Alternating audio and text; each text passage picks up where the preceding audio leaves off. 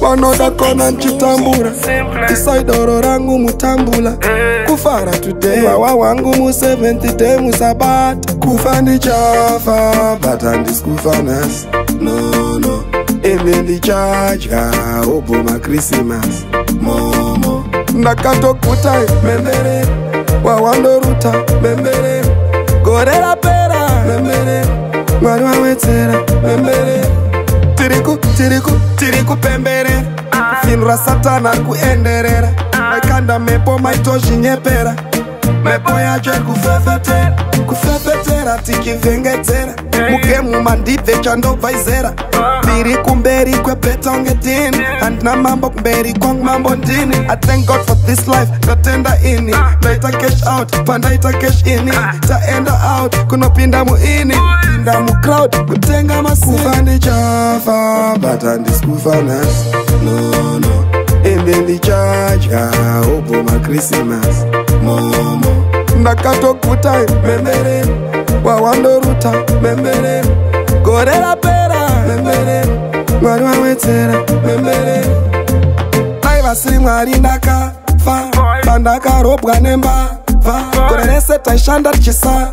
pinda bhavha kongwavha kuve kufara nehama dzandolavha pakufa tiperekedzane bvadzagafa nenzira yedu tese still sharp but nzira yedu tese nhasi chete kucloud oye jaja vablesa ndakanamwa sepostara japreza nebhebi rangu boys nondida moto apa nhasi tagezeswa kunge foto vanoda kona nchitambura isaidoro rangu mutambula kufara today wawa wangu mu 70 day musabata kufa ndichafa but andiskufa nasi no ene ndichaja oboma Christmas momo ndakatokutai membere wawandoruta membere gorera pera membere mwari wawetsera membere tiriku pembere finura satana kuenderera maikanda mepo maitozhinyepera mepo yacho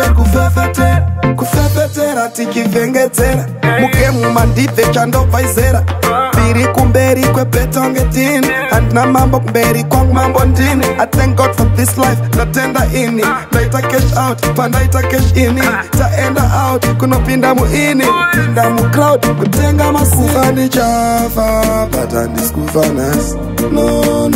ene ndichaja oboma Christmas momo ndakatokutai membere wawandoruta membere gorera pera membere mwari wawetsera membere